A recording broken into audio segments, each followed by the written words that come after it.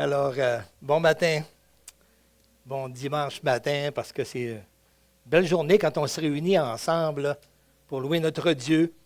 Alors, pour le prier ensemble. Merci pour les beaux cantiques ce matin. On voyait dans ce dernier chant aussi, qui est encore affiché là d'ailleurs, là, tes paroles de vie éternelle, là, c'est œuvre par ton esprit pour révéler le Christ. Alors, parle-nous, nourris-nous par ta voix ou par ta parole. Alors, ça va vraiment directement dans le thème du message ce matin, qui est Exerce-toi à la piété. Alors, l'exercice est dans le moment où c'est été écrit. Le mot exercice dans l'original, c'est ce qui a traduit un peu le mot gymnastique, là. Un exercice c'est-à-dire qu'on s'exerce, qu'on répète souvent la même chose, quelqu'un qui s'entraîne, de l'entraînement.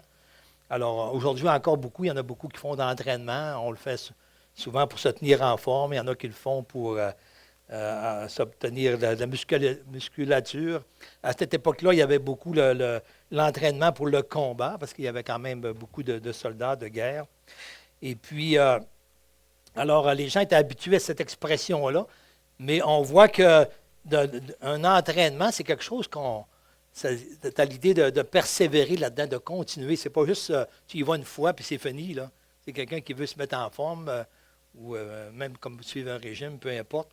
Et c'est quelque chose qui va devoir continuer, là, persévérer jour après jour. Puis dans la piété, ben, c'est quelque chose comme ça aussi. Ça nous dit de s'exercer à la piété. Alors, c'est pas une chose qu'on dit, tiens, on fait une fois les fêtes, puis là, je suis correct pour un bon bout de temps. Mais c'est ça, c'est de prendre le temps de rencontrer Dieu. Et souvent, eh bien, le mot piété, souvent, pour plusieurs, ça a une mauvaise image, hein, parce que souvent, ça a une image de. Tu sais, on a un arrière-plan, comme ici au Québec, par exemple, on a un arrière-plan religieux catholique. Puis souvent, on voit la piété comme une vie de moine, là, retirée du monde, puis sombre, avec plein de restrictions, là, des choses à ne pas faire, puis comme cloîtré. Et puis, et que là, tu pries toute la journée, puis tu te prosternes contre terre, tout ça. Là. Alors, souvent, on a cette idée-là. Et puis, d'ailleurs, mais c'est pas dans tous les pays du monde, il y a une culture religieuse qui est là dans tous les pays du monde. Puis souvent, c'est propre à l'être humain, un peu partout dans le monde. L'homme religieux, c'est-à-dire qu'au point de départ, il croit quand même qu'il y a un Dieu à qui il devra rendre compte, et bien souvent, il est porté il est conscient de ses faiblesses, hein, qu'il agit mal, et puis il est porté à rechercher comment qu'il va gagner la faveur de Dieu. Hein. On est comme cette idée-là, c'est de vouloir chercher la faveur de Dieu. Et souvent, bien, on le cherche par des œuvres de piété ou par des mérites. Et puis ça, veut pas, on est, dans tous les pays du monde, on est influencé par les cultures là, locales aussi. Et même dans l'Église, bien, on doit faire attention aussi, parce que facilement, on peut tomber dans de la routine aussi, des habitudes, des formes. Puis, tu sais, notre cœur n'est pas entier là vraiment, dans notre communion avec Dieu. Alors, on peut être influencé aussi par le fait de paraître, d'avoir une vie spirituelle, de se sentir un peu, tiens, en paix, là. J'ai fait ce que je devais faire, mon devoir. J'ai lu ce matin, j'ai pris un temps. Et en réalité, là, il n'y a pas nécessairement eu une communion avec Dieu. Là. C'est bien plus que, comme pour rechercher des faveurs, souvent, même dans le milieu chrétien, on a des projets personnels, des ambitions, puis on dirait que pour que ça s'accomplisse, là, on va essayer d'en mettre plus là, dans l'œuvre, dans l'Église, dans les activités ou dans la prière, la lecture. Mais tu sais, au fond de ça, souvent, il y a comme on ne s'en rend pas toujours compte, là, mais c'est pas sain, notre attitude, comment on dit ça, nos intentions là, ne sont pas pures là-dedans. Alors, il faut vraiment veiller. Fait qu'on a besoin vraiment de venir dans la présence de Dieu, dans sa parole, comme on l'a vu dans ce dernier chant-là. Alors, le terme piété, je ne vais pas passer des petites choses là. OK, ouais. Alors, le terme piété, c'est eusébéa. qui est écrit, et qui veut dire un respect, une révérence envers Dieu. Hein, c'est vraiment un grand respect, une révérence. Ça peut se faire que dans l'intimité avec Dieu. Bien sûr, il faut passer absolument par Jésus-Christ pour ça, parce qu'on ne peut pas avoir accès auprès de Dieu sans passer par Jésus-Christ. Alors, et puis, c'est cette idée de révérence, c'est de l'aimer, c'est de le chérir, puis de réaliser qui il est aussi, le respect, la révérence. Je réalise que c'est lui mon créateur, c'est lui mon Dieu, puis moi, je suis celui qui a créé, là. Et alors, je suis conscient aussi de mon état de pécheur. Alors ça, c'est important de prendre, que je prenne conscience de cela. Et puis, en Christ, je sais maintenant que j'ai accès auprès de lui, c'est mon Père. Puis Christ m'a accordé le pardon en ayant, comme on l'a chanté ce matin, en ayant porté sur la croix mes offenses, mes péchés à ma place, pour accomplir la justice de Dieu. Alors, comme on voit dans Deutéronome 6, ça, je ne l'ai pas donné à lire à notre frère, mais c'est un verset que c'est le premier commandement de Dieu que Jésus a repris aussi dans les évangiles, lorsqu'il dit « Tu aimeras le Seigneur ton Dieu de tout ton cœur, de toute ton âme et de toute ta force. » Souvent, on est tellement habitué de l'avoir entendu, ça, qu'on est porté à lire, puis oui, tu aimeras le Seigneur ton Dieu de tout. Puis on ne s'arrête pas vraiment sur les mots. Mais ici, là, c'est important, et souvent, c'est ça, des fois, on lit la parole, peu importe les passages, là, mais souvent, c'est quand on est habitué surtout, puis c'est des paroles qu'on a entendues souvent, puis on a répétées, bien souvent, ça fait un peu comme l'eau sur le dos d'un canard, qu'on dit, hein, ça ne rentre pas, ça glisse. Eh bien, souvent, on lit la parole comme ça, puis on a besoin vraiment de s'arrêter, hein, comme la parole dit, « Arrête-toi et sachez que je suis Dieu. » Alors, dans cette piété, cette révérence, de prendre conscience qui est Dieu, puis je devrais le lire comme ça, « Mais tu aimeras le Seigneur ton Dieu de tout ton cœur, de toute ton âme et de toute ta force. » C'est quelque chose, il y a du sentiment là-dedans. C'est vraiment... souvent, des fois, on va aimer des choses du monde, puis on va tellement avoir hâte. On s'est organisé un voyage, ça, je pense à notre frère, notre soeur qui sont en voyage. Merci, ça, je suis bien content pour eux. Profitez-en. Mais souvent, avant, on est tellement content de ce qu'on a, puis là, on l'aime, puis on aime ce qu'on a, on est content. Ou on aime qu'est-ce qu'on désire avoir, qu'on n'a pas encore, mais qu'on espère avoir. Et puis là, on va y mettre vraiment du cœur, là, puis de l'énergie, puis de la préparation. Mais dans ma relation avec Dieu, si je lis ça comme ça, tu aimeras le Seigneur ton Dieu, si je lis ça comme ça, puis que ça ne rentre pas dans mon cœur, là, alors ça, c'est la piété, là, c'est vraiment d'aller dans cette intimité-là avec Dieu. Puis ça, je pense, c'est quelque chose qu'on a vraiment besoin, hein, dans l'Église du Seigneur et dans notre relation avec Dieu. Alors, le but de la piété, c'est la connaissance de la gloire de Dieu.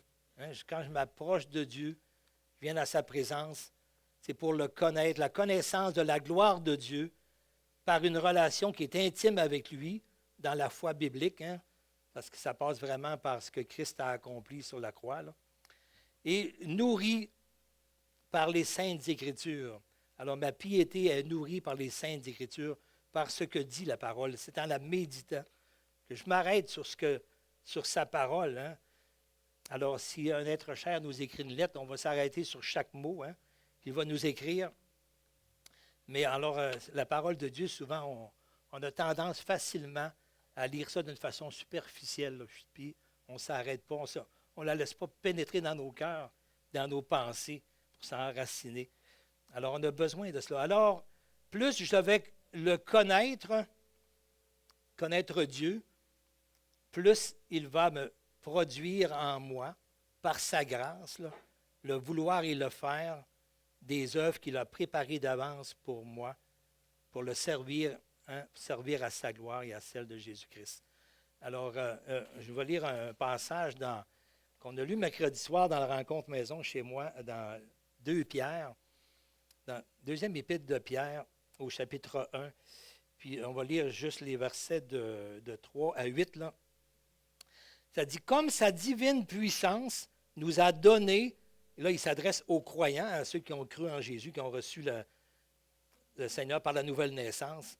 Alors, comme sa divine puissance nous a donné tout ce qui contribue à la vie et à la piété, on a tout reçu ça vraiment par la nouvelle naissance, par l'Esprit qui est en nous, et au moyen de la connaissance de celui qui nous a appelés par sa propre gloire et par sa vertu.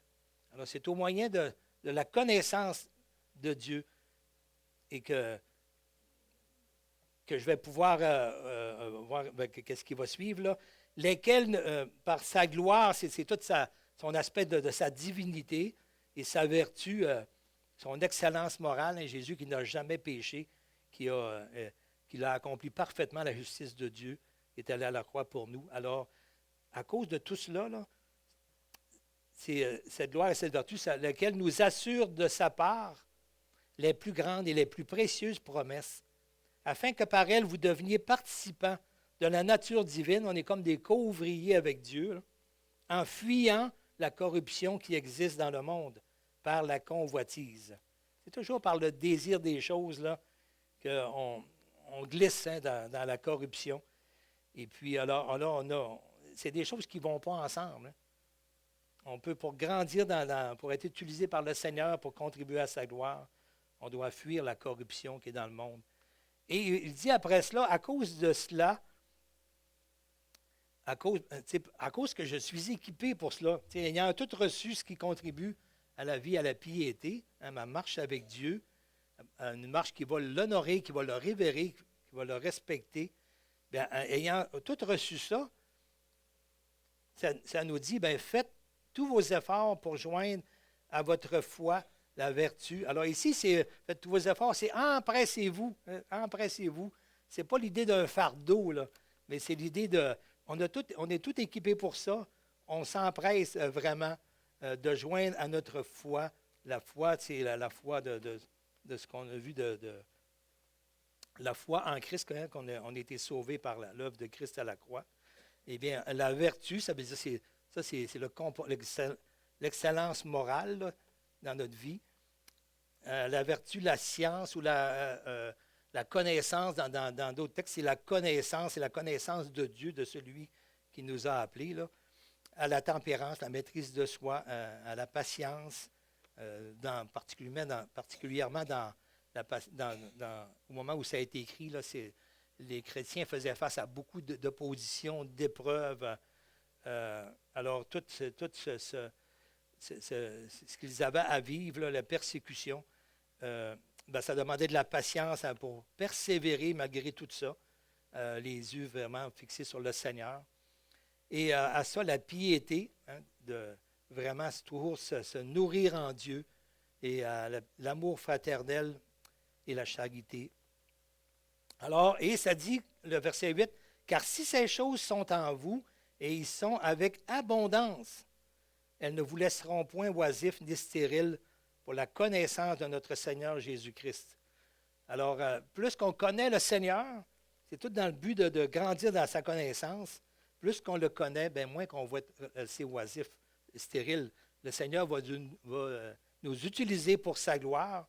C'est toujours dans le but de sa connaissance. C'est jamais dans le but de me satisfaire moi. C'est dans le but vraiment de connaître plus le Seigneur qui il est, et de participer à sa gloire. Et c'est là qu'on ne sera pas oisif. Il va nous amener hein, dans les œuvres que lui a préparées d'avance, qu'on voit dans Éphésiens 2,10, là, les œuvres qu'il a préparées d'avance afin qu'on les pratique pour sa gloire. Et ça, c'est son ouvrage, c'est lui qui a préparé cela. Alors, on est équipé. Et ici, quand ça dit de joindre à votre foi là, toutes les autres qualités chrétiennes, les vertus chrétiennes, et c'est que le mot joindre, c'est un mot d'où est sorti le mot chorale. Hein? Vous savez, dans une chorale, par exemple, tu as une personne qui va chanter, mais à cette personne-là, il va s'ajouter une autre personne qui va venir donner un soutien. Tu vas avoir comme par exemple un baryton, un alto, un soprano. Et là, il s'ajoute des personnes, ça fait une chorale, puis tout ça ensemble, s'il y a un soutien, puis ça devient quelque chose une belle harmonie. Alors c'est ça, c'est que toutes ces vertus chrétiennes-là, on est équipés pour ça. Dieu, par sa divine puissance, par la nouvelle naissance. On est déjà équipé pour ça. Et puis, on devrait s'empresser à cause de cela, parce qu'on les a, on est équipés, on s'empresse vraiment à acquérir ces vertus-là pour que ça devienne quelque chose, une chorale, quelque chose de beau vraiment pour la gloire de Dieu. Ça me fait penser à une image, vous savez tous c'est quoi des corails, des coraux, en tout cas corails dans l'eau, dans la mer. Et moi, je regarde ça des fois sur le canal Explora. Et puis, c'est tellement beau, toutes les couleurs qu'il y a là-dedans, puis toute la vie, les poissons qu'il y a là-dedans, c'est une beauté extraordinaire. Et puis, mais par-dessus l'eau, si on ne le voit pas, c'est sous l'eau. Et imaginez que, c'est pas, vous gagnez un voyage qui vous est complètement payé pour aller à la mer où il y en a. Et puis, avec tout l'équipement de plongée sécuritaire pour bien respirer, avec le petit moteur qui va vous, vous transporter. Vous n'avez rien à faire à vous laisser aller et à vous conduire. Puis à tout regarder la beauté qu'il y a là-dedans, c'est vraiment extraordinaire. Mais tu sais, je pense qu'on s'empresserait de dire oui, puis de prendre l'équipement, puis de plonger à l'eau, puis de ne pas rester à la surface. On ne va rien voir à la surface. Alors, dans notre vie spirituelle, c'est pareil. Souvent, on se contente de quelque chose qui est superficiel, plutôt que d'aller en profondeur. Alors, on est équipé pour ça, pour aller en profondeur. Alors, il faut vraiment en profiter. Alors là, je reviens.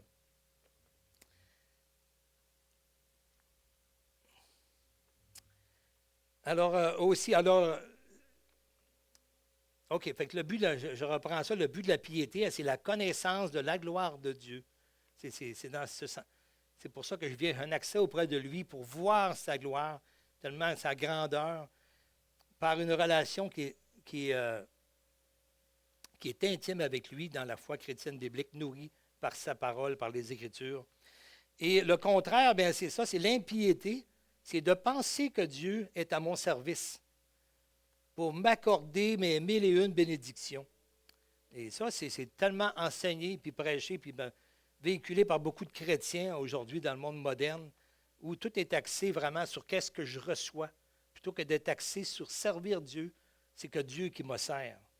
Alors, c'est un chrétien qui est à la recherche de bénédictions pour son épanouissement et sa satisfaction personnelle, pour la réalisation de ses projets, ses ambitions, ses désirs d'accomplir sa volonté. Alors, tu as juste à dire au nom de Jésus, puis ça va se faire. Tu sais, souvent, on prend le nom de Jésus comme une formule magique. Mais le nom de Jésus, ça veut dire que si c'est en mon nom, c'est selon ma volonté. C'est selon la volonté de Jésus. Je ne peux pas demander quelque chose qui n'est pas selon la volonté de Jésus. Il ne l'accomplira pas. Ce n'est pas une formule magique, mais c'est d'accomplir quelque chose qui est selon la volonté qu'on trouve à travers sa parole, là. Alors, si je connais Dieu, si je connais sa volonté, bien, ce que je vais prier en son nom, selon sa volonté, je vais le voir s'accomplir parce que ça suit sa volonté. Alors, mais si ça ne suit pas sa volonté, Dieu n'accomplira pas ce qui n'est pas sa volonté dans ma vie. Alors, dans la piété, ce n'est pas Dieu qui me sert, mais c'est moi qui sers Dieu. Alors ça, on est tellement influencé par toutes les cultures du monde de ce côté-là, puis par la convoitise qu'on voit tellement, qui fait partie aussi de notre nature pécheresse à laquelle il faut... on est équipé justement pour être capable si on s'attache à la parole, à ce qu'il dit, on s'attache au Seigneur, eh bien, Dieu, il nous donne le vouloir et le faire, d'être capable. Toute sa puissance, ça nous dit que, comme sa divine puissance, nous a donné tout ce qui contribue à la vie et la piété. On a reçu ce qu'il faut vraiment pour être capable d'avoir cette vie-là, victorieuse dans le Seigneur. Alors, c'est ça, dans la piété, j'apprends à marcher sur son chemin, plutôt que de le faire marcher sur le mien. Alors, c'est souvent ce qu'on recherche sur mes projets, mes ambitions. Alors, Jésus nous enseigne, comme dans la prière de Notre Père, il dit, Notre Père qui est au ciel, que ton nom soit sanctifié, que ta volonté soit faite, que ton règne vienne. Alors, c'est ça, la révérence et le respect. Chercher la face de Dieu. Dans la piété, c'est ça qu'on fait. On recherche la face de Dieu. Et on ne peut pas rechercher la face de Dieu sans les Écritures, hein, parce que sinon, on s'imagine un Dieu, on s'imagine sa volonté selon la nôtre, et puis, alors c'est vraiment par les Écritures qu'on peut chercher sa face. Mais souvent, c'est qu'on cherche la main qui donne avant. On passe tout droit dedans, c'est notre Père, ça dit, donne-nous aujourd'hui notre pain quotidien. Mais souvent, on voit tellement Dieu comme celui qui pourvoit toutes mes 1001 bénédictions que je veux, là. On oublie vraiment de commencer par que son nom soit sanctifié, de chercher sa face, de l'honorer, de le révérer, de le respecter tel qu'il est, de réaliser qui il est, notre Dieu, notre Créateur, notre Seigneur, notre Sauveur. Alors, bon.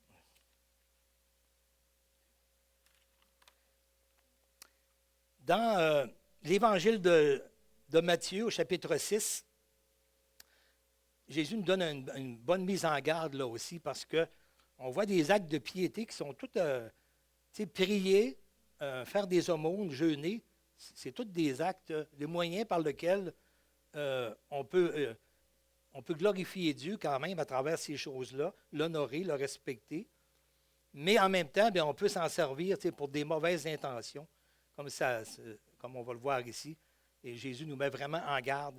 Il dit, gardez-vous de pratiquer, dans le chapitre 6, là, le verset 1 à 8, gardez-vous de pratiquer votre justice devant les hommes pour en être vus.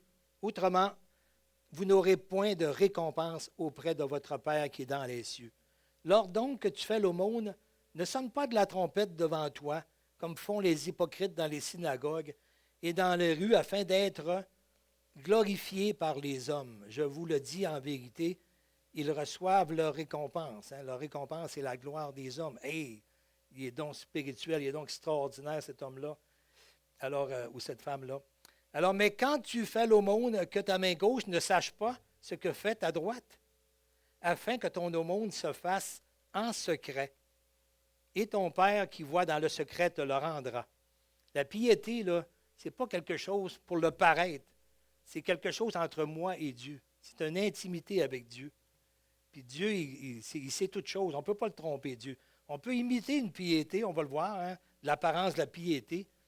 On le voit à travers la parole. Mais, et ça, c'est facile, mais on ne peut pas tromper Dieu. On peut tromper les hommes. On ne peut pas tromper Dieu. Alors, et ton Père qui voit dans le secret te le rendra. Lorsque vous priez, ne soyez pas comme les hypocrites qui aiment à prier debout dans les synagogues. Ça ne veut pas dire qu'on ne peut pas prier debout. Ce n'est pas la question de la posture ici. C'est la question, il dit, ils aiment à prier pour être vus. Pour être vus des hommes. Je vous le dis en vérité, ils reçoivent leur récompense. Mais quand tu pries, entre dans ta chambre, ferme la porte et prie ton Père qui est dans le lieu secret, et ton Père qui voit dans le secret te le rendra. Alors, ça, on voit, ça, c'est ça la piété que Dieu recherche. Alors, bien sûr, ça n'enlève pas la prière quand on est en groupe, collectivement, là. Mais ce n'est pas quelque chose qui est fait pour être vu. Des fois, on voit ça même dans la prière. Il ne faut pas penser que, comme chrétien, on peut tomber dans de la formule aussi. Même des fois, on peut sentir que quelqu'un essaie d'enseigner les autres ou de diriger les autres ou de reprendre des autres, des frères et des sœurs. Ça s'est vu, ça, dans des églises, souvent, où il y a de la division, de la discorde. Et souvent, dans les prières, ça paraît. Il y a comme de l'intention là, de vouloir passer un message là, à ses frères ou à ses sœurs. Ça, c'est vraiment malsain, vraiment, au Dieu de Dieu. Là. Alors, verset 7, en priant, ne multipliez pas de vaines paroles, des vaines redites, là, comme les païens, qui s'imaginent qu'à force de paroles, ils seront exaucés. Ne leur ressemblez pas, car votre Père sait de quoi vous avez besoin avant que vous lui demandiez. On n'a pas besoin de répéter sans cesse la même chose. Ça ne donne rien. Et pour le jeûne, c'est pareil. Lorsque vous jeûnez, au verset 16, ne prenez pas un air triste, comme les hypocrites qui se rendent le visage tout défait. J'aime ça, cette expression-là, quand même. Hein? Se rendre le visage tout défait. C'est facile à faire, ça. C'est imiter la piété d'une façon visuelle pour être vu. C'est toutes des choses qui se font facilement. Mais pour montrer aux hommes qu'ils jeûnent, je vous le dis en vérité, ils reçoivent leur récompense. C'est la gloire des hommes. Il n'y a pas de récompense auprès de Dieu. Là. Mais quand tu jeûnes, parfume ta tête et lave ton visage, afin de ne pas montrer aux hommes que tu jeûnes, mais à ton Père qui est dans le lieu secret, et ton Père qui voit dans le secret te le rendra. Alors la piété, hein, c'est ça, c'est une intimité avec Dieu, que ce soit dans la prière, dans mes dons, mes offrandes. On ne cherche pas à montrer, que tout le monde sache là, combien qu'on donne. Euh, que ce soit le jeûne aussi, on peut publier, c'est sûr, une rencontre de jeûne, là, mais souvent, c'est des choses qu'on fait soi-même, chez soi.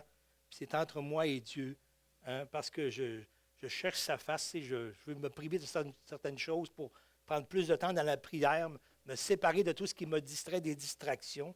C'est ça qui est l'idée de rentrer dans sa chambre. Qu'elle soit en haut ou sous-sol, ça n'a pas d'importance, là. Et souvent, dans la culture, on met l'accent sur les lieux, des lieux sacrés, des lieux de pèlerinage où il y a déjà eu un miracle. Si on va là, ça va marcher. Si on va, ça ne marchera pas si on va ailleurs. Si la prière n'est pas à l'église ou au temple, ça ne marchera pas. Tu sais, des fois, on met l'accent sur la forme, sur des choses comme cela. Mais tu sais, Dieu, lui, il est là. On n'a pas besoin d'artifice ou de lieu spécial pour le rencontrer. Mais avec Jésus-Christ, on a accès auprès de lui n'importe où. Alors, mais on a besoin des fois de se retirer de tout ce qui nous distrait. Et, tu sais, je ne peux pas. Si je dis, on va prendre un temps de prière, moi, écouter la TV en même temps, ça ne fonctionnera pas. Alors, c'est ça, on a besoin de se retirer aussi, de prendre un temps d'intimité avec Dieu. Bon. OK. Dans 2 Timothée, chapitre 3 aussi, les versets 1 à 5, ça nous dit « Sache que dans les derniers jours, il y aura des temps difficiles. » Ici, les derniers jours, là, ça a commencé à partir du moment où l'Église a commencé. Là. Il y a les derniers jours, puis il y a aussi les temps de la fin. C'est sûr qu'il y en a. Il y a des choses qui vont s'aggraver. Mais déjà là, à partir du moment où l'Église a commencé, quand dans l'Ancien Testament, quand ça parle des derniers jours, ça parle toujours à la venue de Christ. Puis après ça, bien, sa venue qui est en 2 parties, quand il va revenir aussi sur terre. Mais tout cela, le temps de l'Église, c'est des derniers jours, des jours difficiles aussi. Et il y a des temps peut-être plus faciles que l'Église a passé, mais assez souvent, l'Église a toujours été dans beaucoup de persécutions et d'opposition aussi. Alors, sache que et c'était le cas ici, là, lorsque ça a été écrit, alors, sache que dans les derniers jours, il y aura des temps difficiles, car les hommes seront égoïstes, amis de l'argent, fanfarons, hautains, blasphémateurs, rebelles à leurs parents, ingrats, irréligieux, insensibles, déloyaux, calomniateurs, intempérants, cruels, ennemis des gens de bien. Alors là, je passe un petit peu vite, mais c'est parce que je veux venir vraiment où le point essentiel, traite emporté, enflé d'orgueil, excusez, aimant le plaisir plus que Dieu. Alors ça, c'est vraiment ce qu'on peut constater aussi, la recherche du plaisir. Puis comment, souvent, des fois, l'Évangile est présenté quasiment que viens à Jésus, là, puis il va tout te donner ces choses-là pour ton plaisir. Tu sais, on détourne le but de ce que Jésus est mort sur la croix, c'est pour nous réconcilier avec Dieu, pour qu'on puisse venir dans sa présence, pour nous libérer de la condamnation qui pesait sur nous. Mais c'est sûr que ça va nous apporter de la bénédiction de faire ça. Là. Mais le but, ce n'est pas d'aller chercher tout ce qui va me faire mon plaisir.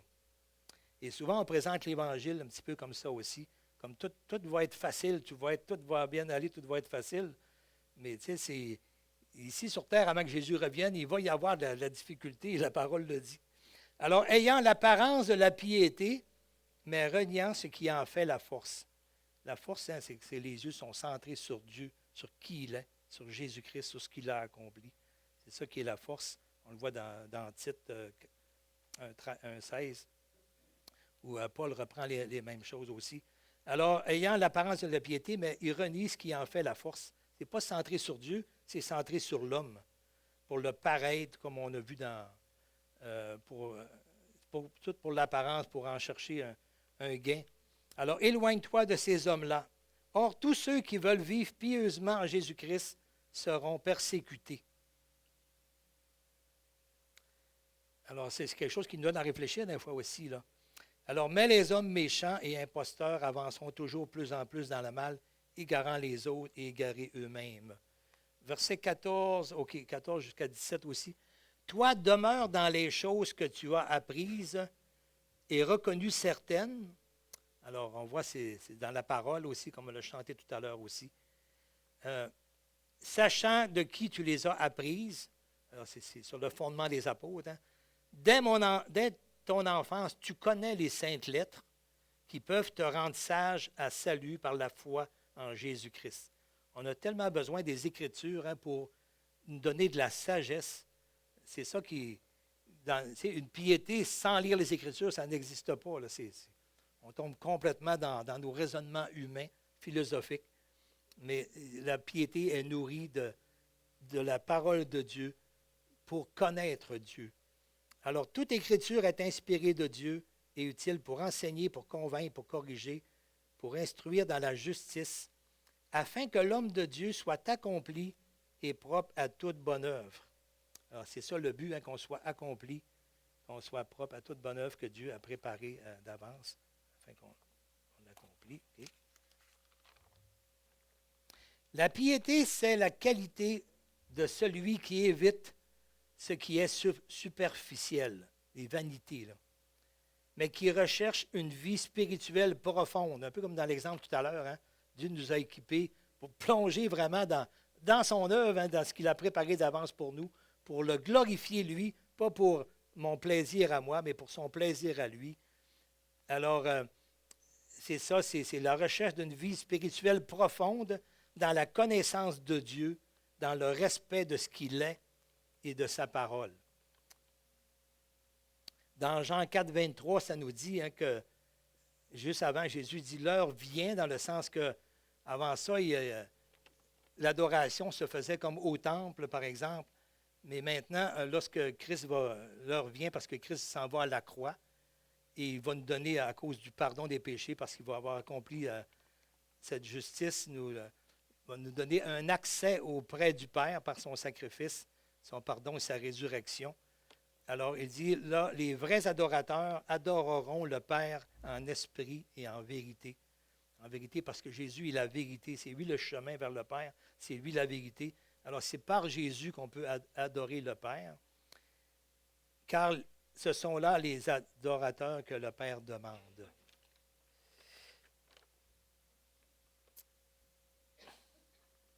Une phrase que Benoît m'a citée cette semaine, j'ai bien aimé. Il dit, ce n'est pas le faire qui produit le être, hein, mais c'est le être qui produit le faire. Alors, on doit d'abord, c'est ce qu'on est comme Jésus a dit, hein, la bouche parle de l'abondance du cœur, c'est du cœur que viennent toutes les mauvaises pensées, les mensonges, les meurtres, tout cela. Donc, il faut que notre cœur soit changé, soit transformé, là. Alors, la piété, c'est la richesse d'une vie intérieure qui n'a pas besoin de paraître et de se donner en spectacle. Ça, c'est la piété un peu contraire à ce qu'on voyait dans la mise en garde que Jésus faisait par rapport aux pharisiens. Alors, c'est quelque chose qui est intime avec Dieu. Et puis, c'est Dieu qui me juge. C'est devant lui que je suis. Alors, c'est ça. C'est la richesse d'une vie intérieure qui n'a pas besoin du paraître, de se donner en spectacle, car sa vraie richesse n'est pas dans la recherche de l'approbation des hommes. La piété renonce à la gloire des hommes, mais recherche tout ce qui est à la gloire de Dieu. C'est ça la piété. Je renonce à la gloire des hommes, mais je recherche tout ce qui est à la gloire de Dieu. Hein? Attachez-vous aux choses d'en haut, les choses célestes. Qu'est-ce que Dieu valorise? C'est ça que je dois valoriser dans ma vie. Alors la piété, ce n'est pas de faire de moi un homme ou une femme admirable, mais elle ouvre devant moi le chemin pour connaître le Dieu admirable. Alors, ce n'est pas dans le but que moi je devienne admirable, mais que je connaisse celui qui est admirable, hein, notre Dieu. On avait des beaux cantiques ce matin qui mentionnaient tout ça. Alors souvent, aujourd'hui, il y a tellement de conférences là, dans le but de se valoriser. Hein. Tout est axé vers le moi intérieur, se valoriser, être aimé, s'aimer soi-même aussi. Alors, c'est souvent tellement dirigé. Puis même dans le milieu chrétien, souvent, on utilise tout ce qu'on a reçu là, pour le diriger vers soi-même, pour notre épanouissement personnel, pour être heureux dans nos relations et tout cela. mais au lieu de diriger ça vers Dieu, vers connaître Dieu, vers l'honorer, le révérer, le découvrir aussi. Alors, c'est bien vraiment une chose qu'on a besoin dans les temps troublants que l'on vit.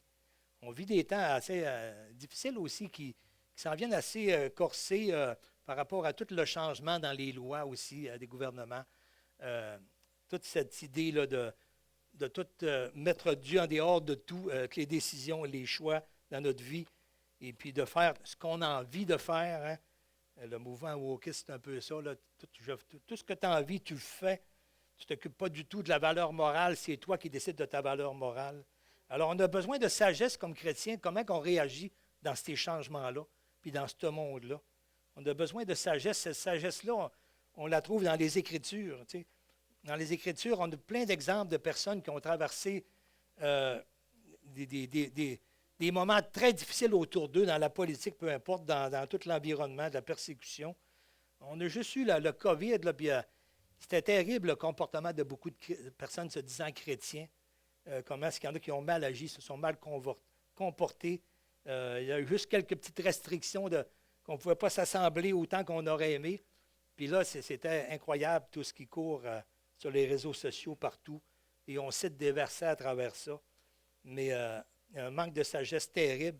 Alors, imaginez, Dieu a permis ça sûrement pour qu'on se réveille un petit peu, puis qu'on se prépare, puis qu'on se dit, oh, ben, ça peut venir pire encore, mais comment qu'on va agir? Comment qu'on va agir? On est tellement habitué d'avoir un évangile qui nous dorlote, qu'aussitôt qu'on a des privations, là, c'est la panique, on conteste, on chiale, on veut critiquer, on est même prêt à faire du grabuge, à tout détruire, à tout briser. Mais tu sais, ça ne marche pas comme ça. Dieu, il est souverain à travers tout ça. Puis, on a, nous, à répandre quand même la bonne nouvelle. Plus ça va être noir, plus que c'est un avantage pour le chrétien de briller, de se faire reconnaître. Alors, on n'a pas à essayer de changer le monde pour les gouvernements. On ne peut pas rien faire pour ça. C'est tout sur le plan de Dieu quand même. Mais nous, on est équipés pour faire rayonner la gloire de Dieu, pour annoncer l'Évangile, qui est une puissance pour le salut. Ce n'est pas une puissance pour tout te donner tes petits bonbons, mais c'est une puissance pour le salut de quiconque croit. Paul a dit, j'ai appris à vivre dans l'abondance, mais dans la disette aussi. Il était beaucoup en prison. Il a eu des choses très difficiles, puis il n'était pas découragé, mais il était centré vraiment sur Dieu. Alors, on a à se préparer, on a besoin de sagesse pour affronter des difficultés. C'est un peu comme là où il y a des tempêtes dans le sud, par exemple, il y en a eu beaucoup là, cette année. Et puis, la plupart des gens qui sont dans des places où il y a beaucoup d'ouragans, de tornades qui arrivent, ben, ils bâtissent des maisons en conséquence aussi. Ils se protègent. Mais ceux-là qui ont bâti là, sur un peu comme la parabole de la maison bâtie sur le roc ou sur le sable, c'est sûr qu'il va devenir quand il vient les persécutions, les temps difficiles, bien, tout s'écroule. Si on est fondé juste sur les petits bonbons qu'on reçoit, un évangile bonbon de prospérité, là, eh bien, quand la prospérité est partie, qu'est-ce qu'on fait? On est découragé, là. Ça ne marche plus, on ne comprend plus rien. On chiale, on critique, on est marabout. Alors, on a besoin de se raffermir vraiment en Dieu. S'il arrive des temps difficiles, bien, la maison va tenir parce qu'elle est sur le roc. Elle est fondée sur la parole de Dieu. Alors, j'ai presque terminé. Dans 1 Timothée, chapitre 4, la balance, c'est surtout lire quelques passages. Là. À partir du verset 1, ça dit, « Mais l'Esprit dit expressément que dans les derniers temps, quelques-uns abandonneront la foi pour s'attacher à des esprits séducteurs et à des doctrines de démons, par l'hypocrisie de faux docteurs portant la marque de la flétrissure dans leur propre conscience, prescrivant de ne pas se marier ou de s'abstenir d'aliments que Dieu a créés, pour qu'ils soient pris avec action de grâce par ceux qui sont fidèles et qui ont connu la vérité. » On a besoin de connaître la parole pour avoir de la sagesse pour discerner les faux docteurs. Vous savez, une hérésie, là, c'est quelque chose qui est très, très proche de la vérité. Ça fait juste glisser tranquillement. Là. C'est un glissement vers l'erreur. Et puis, et souvent, si on n'est pas ferme dans la parole de Dieu, bien, on se laisse emporter. Dans les années 80, moi, j'ai été 11 ans dans des églises charismatiques. Puis, à un moment donné, il y a deux couples qui sont partis parce que à Toronto, il annonçait là, que c'était vraiment Toronto Blessing, là, la bénédiction de Toronto, que ça s'appelait. C'était un mouvement vraiment que ça attirait des gens de partout dans le monde qui allaient là. Beaucoup de pasteurs sont allés là aussi. Ils disaient qu'il se passe des affaires extraordinaires. On va aller là. Puis là, on va venir dans notre église, puis on va faire tout qu'un réveil. Et puis, dans l'église où j'étais, il y avait deux couples qui étaient partis là. Puis quand ils sont revenus, là, ça a été épouvantable. Les autres, ils sont arrivés enchantés de ce qu'ils ont vu. Ils étaient émerveillés. Mais après ça, là, ça a tellement déraillé. C'était incroyable, moi, tout ce que j'ai été témoin de voir. Et soi-disant, l'esprit de cette bénédiction-là qui est venu dans l'Église ici, dans toutes les églises, il y en avait en Europe partout. Et dans la région ici, il y en a eu aussi qui ont rentré là-dedans. Et puis, à un moment donné, là, c'est ça, il y avait toutes sortes de manifestations qui n'avaient aucun sens par rapport à ce que nous disent les Écritures, là. Des gens qui se cognaient la tête par terre, il fallait mettre des coussins pour pas qu'ils se blessent, parce qu'ils se faisaient vraiment la tête dans la terre ou dans les murs. Des personnes qui faisaient des bruits de poules ou des spasmes. Une femme qui se roulait par terre, qui faisait le même bruit qu'une femme qui serait dans un orgasme, des choses comme cela. Alors, c'était toutes des choses qui n'avaient aucun sens, des fous rires incontrôlés, toutes sortes de choses. Et les gens se réjouissaient. Hey, c'est merveilleux, c'est l'Esprit de Dieu. Mais non, ce n'est pas l'Esprit de Dieu. Jésus, on voit Jésus qui est arrivé devant quelqu'un qui était hors de sens. Puis Jésus, quand il a prié sur lui, il est devenu dans son bon sens. Puis là, je voyais des gens qui étaient dans leur bon sens, mais qui sont venus hors de sens. Alors, déjà là, il y a des drapeaux rouges qui se lèvent. Mais finalement, là, toutes les personnes qui ont voulu s'opposer à ça ou mettre un avertissement ont dû quitter. Alors, bye-bye, on serait bien content que vous vous en alliez. Nous autres, c'est ça qu'on veut. Mais beaucoup de personnes que j'admirais, que des chrétiens que vraiment, là, je n'avais aucun doute sur eux, mais qui sont tombés dans cette séduction-là. Alors, c'est un manque de comprendre la parole, c'est un manque d'avoir les yeux sur Dieu, de la connaissance de Dieu, de qui il est. Alors, il dit ici, Paul à Timothée, au verset 5,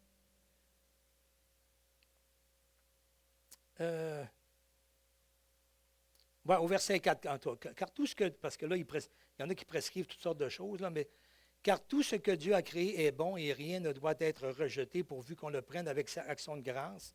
Parce que dans beaucoup de formes de piété, on met l'accent sur les choses à manger ou à faire ou à ne pas faire, là. On met toutes sortes de règles, de restrictions, mais c'est pas ça la piété, là. Parce que tout est sanctifié par la parole de Dieu et par la prière. En exposant ces choses aux frères, tu seras un bon ministre de Jésus-Christ, nourri des paroles de la foi. Vous voyez, hein? Pour être un bon disciple de Christ, un bon ministre, il faut être nourri des paroles de la foi en Christ, et de la bonne doctrine que tu as exactement suivie. Repousse les contes profanes, les superstitions, toutes ces choses-là. Exerce-toi à la piété. Alors, c'est ça, on doit s'exercer, on doit persister, persévérer, toujours se nourrir de la parole. Et c'est ça qui va nous donner de connaître Dieu, puis en connaissant Dieu, en connaissant ce qu'il dit, qui il est, comment je dois me comporter, eh bien, ça va me donner la sagesse pour faire face à des faux docteurs, à des mauvaises doctrines, à des séductions, à des hérésies. Alors, car l'exercice corporel est utile à peu de choses, tandis que la piété est utile à tout, ayant la promesse de la vie présente et de celle qui est à venir. C'est là une parole certaine et entièrement digne d'être reçue. Nous travaillons en effet et nous combattons parce que nous mettons notre espérance dans le Dieu vivant, qui est le sauveur de tous les hommes, principalement des croyants. Déclare ces choses et enseigne-les. Là, il y a beaucoup de verbes qui sont là. Hein? Déclare-les, enseigne-les, que personne ne méprise ta jeunesse. Sois un modèle pour les fidèles en parole, en conduite, en charité, en foi, en pureté. Jusqu'à ce que je vienne, applique-toi à la lecture. On voit comment est-ce que Paul insiste là-dessus, là, s'appliquer sur la lecture de la parole. Et ne néglige pas le don qui est en toi, qui t'a été donné par prophétie, avec l'imposition des mains des anciens. Et 5, 6, OK. Occupe-toi de ces choses, donne-toi tout entier à elles, afin que tes progrès soient évidents. Alors, c'est ça l'exercice à la piété. Il faut que je m'occupe de ça. que je me donne à ça, que je prenne du temps de rencontrer Dieu et dans sa parole, me nourrir de sa parole pour me raffermir, pour m'équiper, pour résister là, au diable aussi, à toutes ces tentatives-là.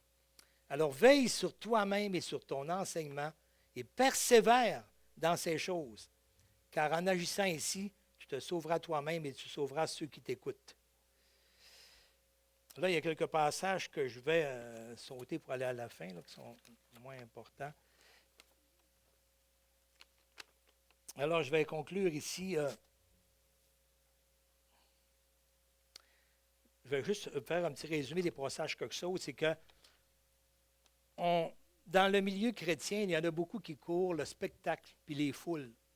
On pense qu'un réveil égale une foule, mais un réveil, le fruit d'un réveil vient toujours après une réforme, qu'on dit. Après qu'on retourne à la base, aux saintes Écritures, l'enseignement des apôtres. Et le réveil produit une repentance, une conversion. Il y a une repentance, un changement de vie. Alors, beaucoup de personnes vont courir le spectacle, là où on dit qu'il y a eu des miracles, des choses de même. Mais même Jésus, on voit qu'à plusieurs places, il est mentionné, comme dans Jean 2, où la foule venait pour voir les miracles. Après ça, la foule est venue à cause qu'ils ont reçu la multiplication des pains. Là, ils sont revenus encore pour cela. Puis Jésus, il leur dit, c'est moi le pain de vie. Jésus a fait ça pour montrer un enseignement. Et tous les miracles que Jésus a fait, c'était pour enseigner des principes de Dieu par rapport à sa grâce et à son salut. Et puis, je lis dans Jean 20, versets 30-31, qui est le but un peu de l'évangile de Jean, où il dit, Jésus a fait encore en présence de ses disciples beaucoup d'autres miracles qui ne sont pas dans ce livre, mais ces choses ont été écrites afin que vous croyiez que Jésus est le Christ, le Fils de Dieu, et qu'en croyant, vous ayez la vie en son nom. Je vais inviter l'équipe de louange à s'avancer pour le dernier chant. Et je vous lis ce dernier passage, c'était dans la prière sacerdotale, juste avant que Jésus est allé à la croix. Et au chapitre 17, Jésus dit, après avoir ainsi parlé, Jésus leva les yeux au ciel et dit, Père, l'heure est venue, parce que là, il s'en allait vraiment vers la croix pour accomplir la justice de Dieu. Glorifie ton Fils, afin que ton Fils te glorifie. Et selon que tu lui as donné le pouvoir sur toute chair, afin qu'il accorde la vie éternelle à tous ceux que tu lui as donnés. Alors, il est là pour nous accorder la vie éternelle. Or, la vie éternelle, c'est qu'ils te connaissent, toi, le seul vrai Dieu, et celui que tu as envoyé, Jésus-Christ. C'est ça la vie. La raison la plus élevée là, de notre salut, du salut, là, c'est pas d'éviter la condamnation éternelle. Oui, ça l'est, bien sûr, mais la raison la plus élevée, c'est parce que Dieu m'invite à m'approcher de lui, à entrer dans sa présence, pour le connaître, pour voir sa grandeur, pour voir sa gloire. C'est ça la raison principale. Il a fallu qu'il me sauve pour ça, là. Mais le but, ce n'est pas juste la condamnation auquel je ne vais pas en enfer. C'est vraiment, comme il dit au verset 3, « Or, la vie éternelle, c'est qu'ils te connaissent, toi, le seul vrai Dieu, et celui que tu as envoyé. » C'est quelque chose, d'un fois, on lit ça, là, ces textes-là, puis on dit, il faut s'arrêter vraiment, là. Verset 24 à 26, « Père, je veux que là où ceux que tu m'as donnés soient aussi avec moi, afin qu'ils voient ma gloire, la gloire que tu m'as donnée parce que tu m'as aimé avant la fondation du monde. Père juste, le monde ne t'a point connu, mais moi je t'ai connu, et ceux-ci ont connu que tu m'as envoyé. » Et regardez les mots de ce dernier verset-là. « Je leur ai fait connaître ton nom, et je leur ferai connaître, c'est pas fini encore, afin que l'amour dont tu m'as aimé soit en eux et que je sois en eux. » Tout le but de ça, là, c'est, on est appelé la prière de Paul dans Éphésiens aussi. Je vais la lire, je termine avec ça, là, c'est sûr. Paul qui dit, à cause de cela, je fléchis le genou devant le Père, duquel tire son nom toute famille des cieux et sur la terre. Et regardez la prière de Paul, afin qu'il vous donne, selon la richesse de sa gloire, d'être puissamment fortifié par son esprit dans l'homme intérieur. C'est profond, ces passages-là. Il faut s'arrêter là-dessus. C'est ça le but, hein, le but de Christ qu'il a accompli, en sorte que Christ habite dans vos cœurs par la foi, afin qu'étant enraciné et fondé dans l'amour, vous puissiez comprendre avec tous les saints quelle est la largeur, la longueur, la profondeur, la hauteur, et connaître l'amour de Christ qui surpasse toute connaissance, en sorte que vous soyez remplis jusqu'à toute la plénitude de Dieu. Alors, c'est pour ça, hein? C'est pour ça la vie éternelle, c'est pour ça que Jésus a donné sa vie sur la croix, pour qu'on puisse goûter à tout cela. On y goûte en partie, bien sûr, mais on est appelé dans la piété, rencontrer Dieu, de se nourrir de sa connaissance à travers sa parole, afin qu'il puisse vraiment nous fortifier et qu'on puisse le glorifier vraiment. Puis être utile aussi pour lui, pour le servir lui, et non pas se servir de lui. Amen. Je termine par un mot de prière. Alors, Seigneur, je te remercie pour ta parole, Seigneur. Il y aurait tellement à dire sur la piété, tellement à dire sur tout l'aspect de pourquoi, Seigneur, tu es allé à la croix et toute la grandeur que cela révèle. Il y aurait tellement à découvrir, Seigneur, sur toi, c'est sans fin, Seigneur, mais daigne nous donner à nos cœurs de prendre du temps à se nourrir en toi, de chercher ce qui est vrai, d'aller en profondeur. Parle-nous, Seigneur, à travers ta parole. Montre-nous à quel point c'est riche, à quel point tu es glorieux, tu es grand, Seigneur, qu'on puisse te révérer, te respecter, t'honorer, t'adorer vraiment avec ton esprit que tu as mis en nous, tel que tu es, Seigneur, et qu'on découvre toujours plus combien tu es grand. Et ainsi, Seigneur, qu'on puisse rayonner aussi autour de nous. Au nom de Jésus, je te prie. Amen. Alors, ce dernier chant qui va bien avec le message aussi, hein? Quel nom merveilleux, c'est ça?